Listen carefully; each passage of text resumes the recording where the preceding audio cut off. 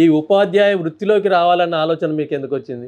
అంటే అది కూడా ప్రైవేట్ ఉపాధ్యాయ వృత్తిలోకి రావడం అనేది కొంచెం దానికంటే ఎక్కడైనా గవర్నమెంట్ జాబ్ దొరికితే చాలు వెళ్ళిపోవాలనే చాలా మంది చేస్తారు. అసలు టీచర్ గా ఎందుకు రావాలని ఆలోచన వచ్చింది? నేను చదువుకుంటున్నటువంటి తరుణంలోనే విలేజ్ లో మంజీరా అక్షర ప్రభ అనేది ఉండేదన్న.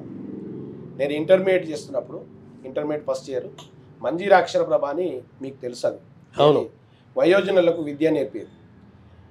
గ్రామాల విద్యను ప్రతి ఒక్కరు అక్షరాస్యులు కావాలని ప్రభుత్వం సంకల్పించి ఆ చదువును పెట్టింది.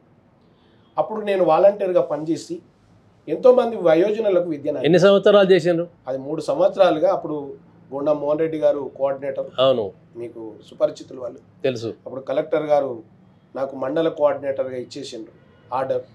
మండల కోఆర్డినేటర్గా మండలాన్ని, సిద్దిపేట మండలాన్ని ప్రతి రోజు ఒక 3-4 గ్రామాలను సందర్శించి వయోజనులకు విద్య అందించేది.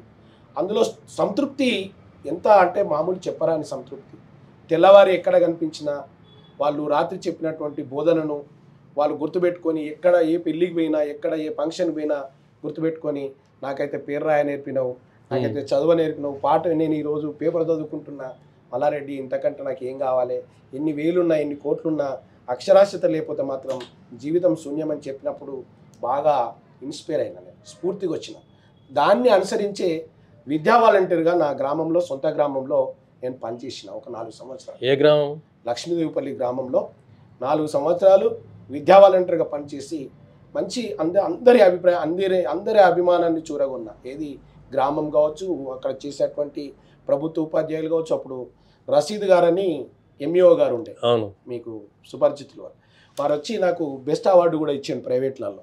ప్రైవేటు విద్యా వాలంటీర్లో బెస్ట్ అవార్డు ఇచ్చేసి, అప్పుడు కేసీఆర్ గారు ఎమ్మెల్యే, ఆయన పిలిచి ఈ పిల్లవాడిని అట్లే కంటిన్యూషన్ చేయండి. ఆయన చింతమడక మీద లక్ష్మీదేవిపల్లి పక్క గ్రామాలు అట్లాంటి ఏదన్నా ఉందా ఏంటి? అట్లనేం లేదన్న.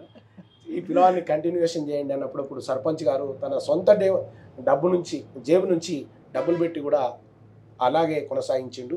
అట్లా నా ఉపాధ్యాయ వృత్తి మొదలై ఇంతింతై వటుడింతై అన్నట్టు సిద్దిపేటలో కూడా విద్యా సంస్థను నెలకొల్పి ఇప్పుడు దాదాపు 32 సంవత్సరాలు, 3 దశాబ్దాల పాటు ఇందులోనే కొనసాగిన. ఎంతోమంది నిరుద్యోగులకు ఉపాధినిచ్చిన, ఎంతోమంది విద్యార్థులకు చదువును అందించిన ఆ సంకల్పంతోనే ఈరోజు ఎమ్మెల్సీగా పోటీ చేస్తున్నాను.